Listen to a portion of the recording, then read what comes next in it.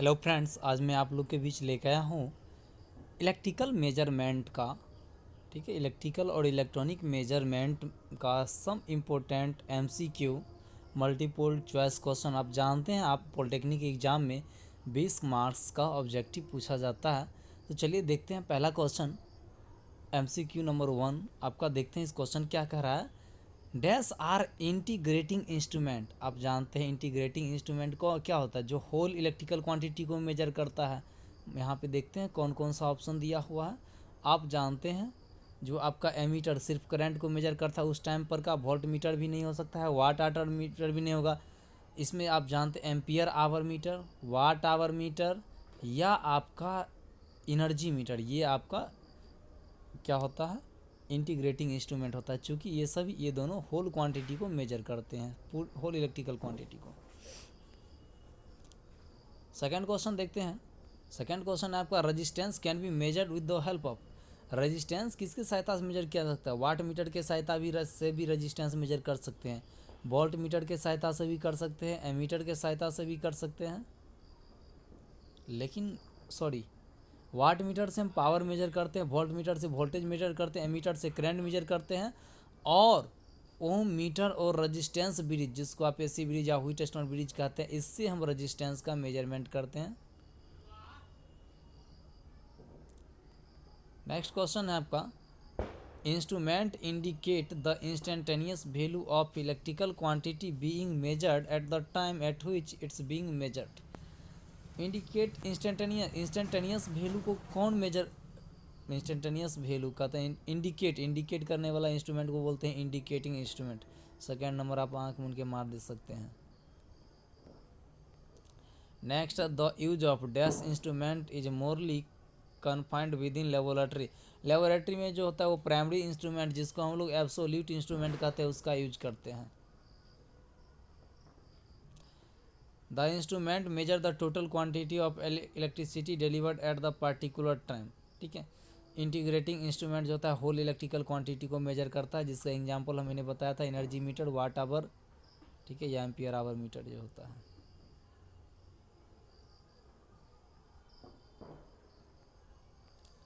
Next, according to application instrument can be classified into. Electric दो प्रकार के किया गया, स्विच बोर्ड और दूसरा portable.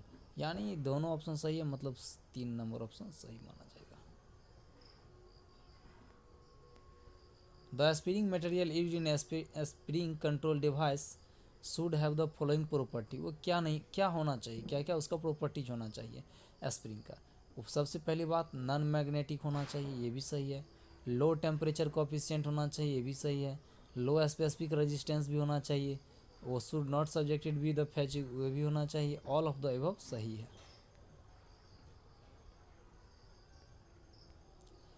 Which of the following properties a damping oil must possess. Damping oil को कौन सा प्रॉपर्टीज पोजेस करना चाहिए? मस्ट भी एक गुड इंसुलेटर तो होना चाहिए, नॉन इवोपरेटिंग भी होना चाहिए, should not have corrosive action upon the metal of the vane, ये भी होना चाहिए। The viscosity of oil should not change with the temperature, यानी टेम्परेचर में चेंजिंग होने के साथ वायल का जो विस्कोसिटी होगा उसमें चेंज नहीं, यानी ऑल ऑफ द एबव हो सकता है। A dash device prevent the oscillation. Damping device जो होता है वो ऑसिलेशन को दूर करता है। Damping device damping torque provide करता है, जिसके कारण से इंस्ट्रूमेंट से ऑसिलेशन रिमूव होता है।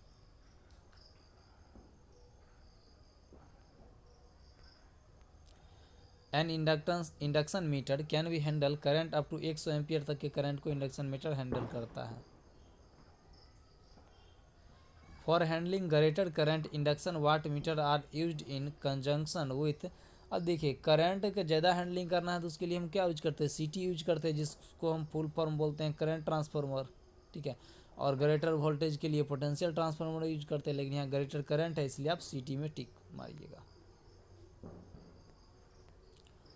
The device may be use for extending the range of instrument. Instrument का रेंज एक्सटेंशन के लिए हम क्या क्या यूज करते हैं?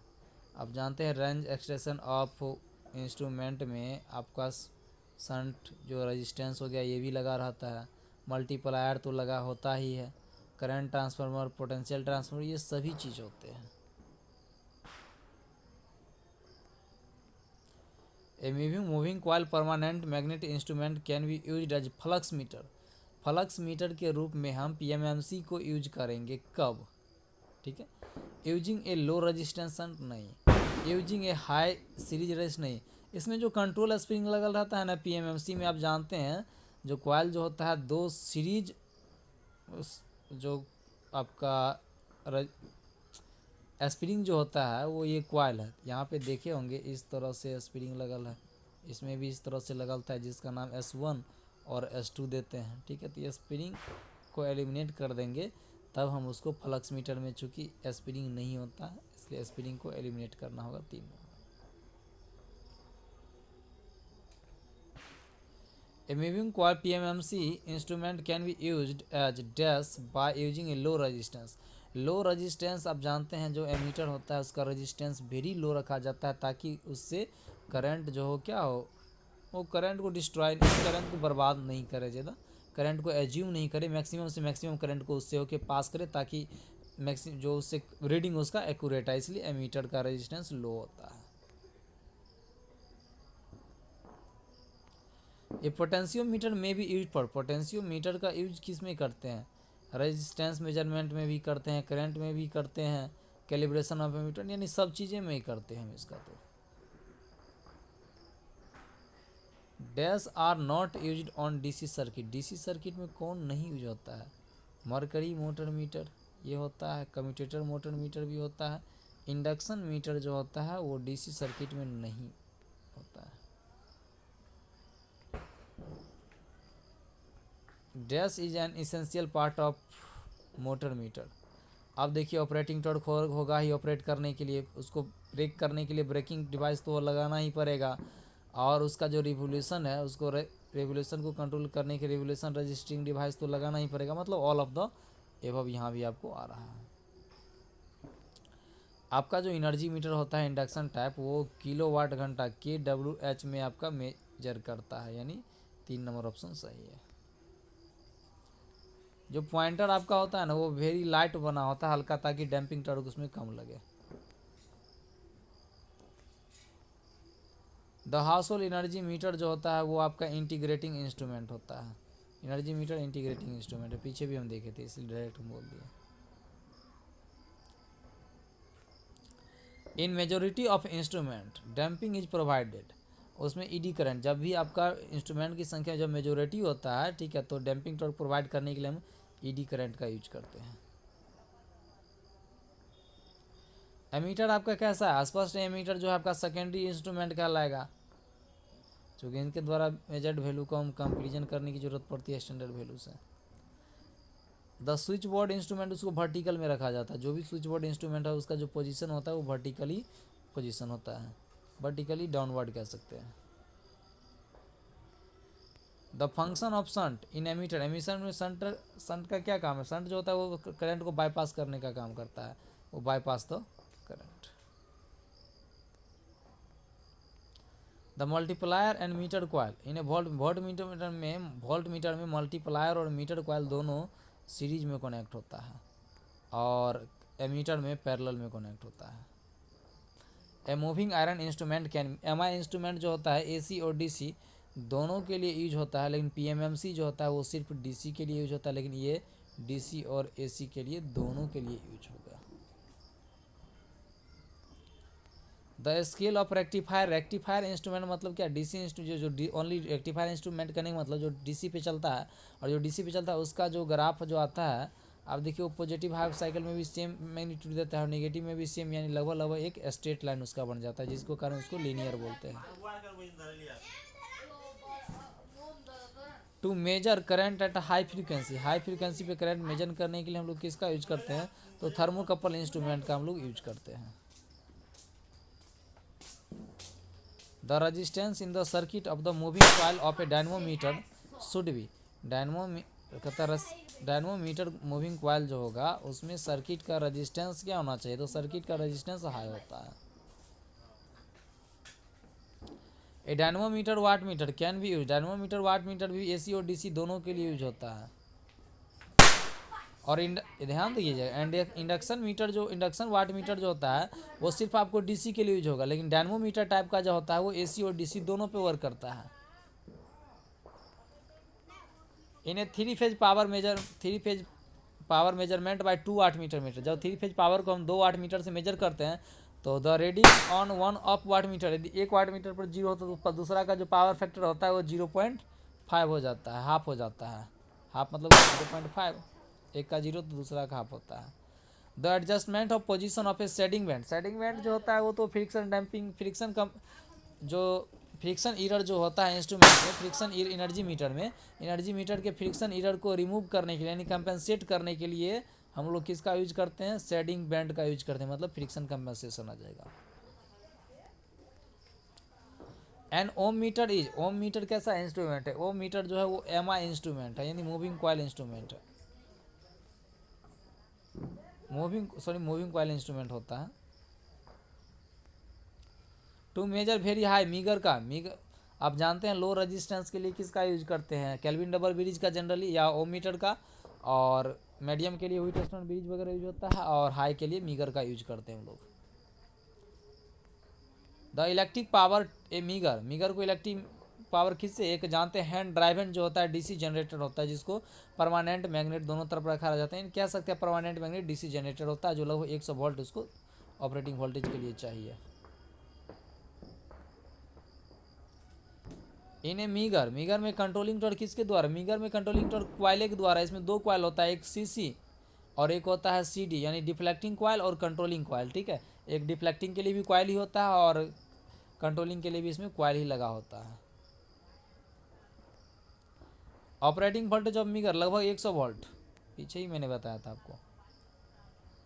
मूरे लूप टेस्ट बहुत इंपॉर्टेंट क्वेश्चन है, can be use for location, ये फॉल्ट फाइंड आउट करने के लिए, ग्राउंड फॉल्ट और short circuit fault find out करने को, उसका जो लोकेशन कहाँ पे है उसको फाइंड आउट करने के लिए मूरे लूप टेस्ट का यूज करते हैं हम लोग। Dash should you be use for an accurate measurement में for low DC voltage, DC potentiometer का यूज करेंगे हम लोग।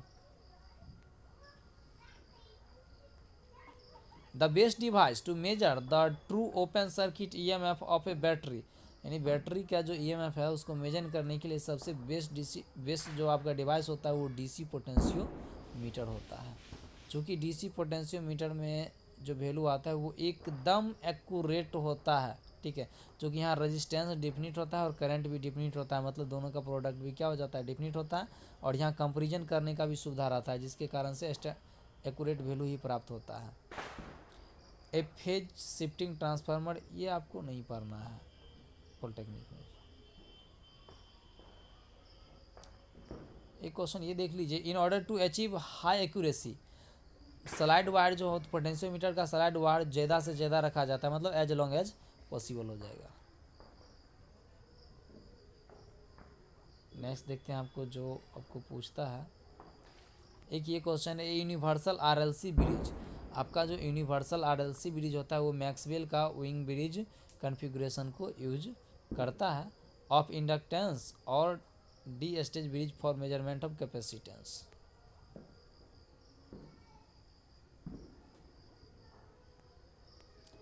मेजर हाई वोल्टेज कैपेसिटर को मेजर करने के लिए सूटेबल ब्रिज जो होता है वो आपका कैस्केडिंग ब्रिज होता है।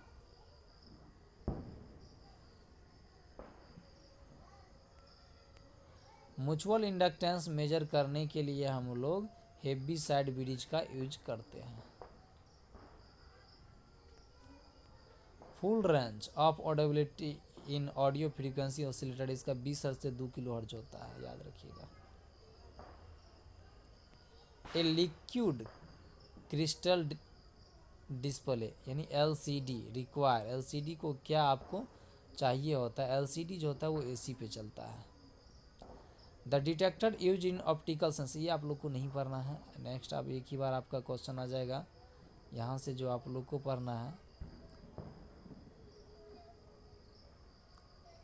हाँ ये क्वेश्चन जो आपका बहुत इंपॉर्टेंट है। The nominal ratio for a current transfer, देखिए करंट ट्रांसफार्मर का यदि आपको सब्जेक्टिव में पूछता है, करंट ट्रांसफार्मर का यदि नॉमिनल रेशियो निकालना है तो आप जानते हैं करंट ट्रांसफार्मर में प्राइमरी में ज़्यादा करंट होता है, सेकेंडरी में कम करंट होता है। तो आप कह सकते हैं rated primary winding current upon rated secondary winding current. इसी में कभी कभी पोटेंशियल ट्रांसफार्मर का भी पूछता है, तो पोटेंशियल ट्रांसफार्मर का पूछेगा तो आप लिखिएगा सेकेंडरी वोल्टेज अपॉन में प्राइमरी वोल्टेज, चूँकि आप जानते हैं पीटी में सेकेंडरी वोल्टेज ज़्यादा होता है।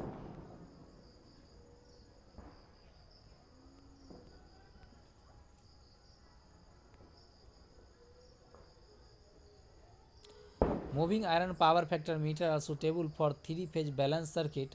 इट कंसिस्ट ऑफ, ठीक है, moving iron power factor meter जो है वो सूटेबल है। उसमें तो पावर फैक्टर मीटर में स्प्रिंग लगा ही हुआ ही नहीं रहता है, ठीक है, नो कंट्रोल स्प्रिंग। अब एक ही बार आगे हम लेके चलते हैं।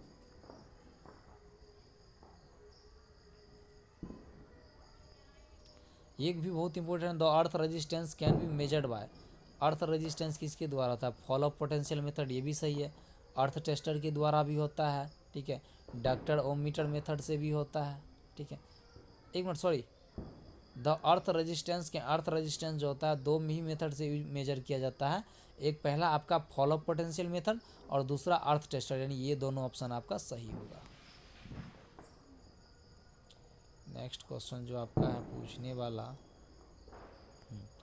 ये क्वेश्चन है, in AC bridge the Wagner earth devices are use to, ठीक है, remove all earth capacitance from bridge circuit, harmonics को दूर करने के लिए, एरर को रिड्यूस करने के लिए यूज करते हैं, यानी तीनों ऑप्शन सही है। नेक्स्ट एक ही बार आपका आएगा,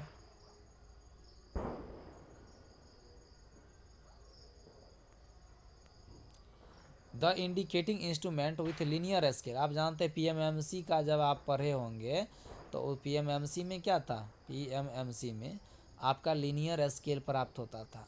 क्यों? क्योंकि आपको देखते थे जो वो डीसी से ओनली चलता था, मतलब कि हर साइकिल में मैग्नीट्यूड क्या होता है? इक्वल ही मिलेगा।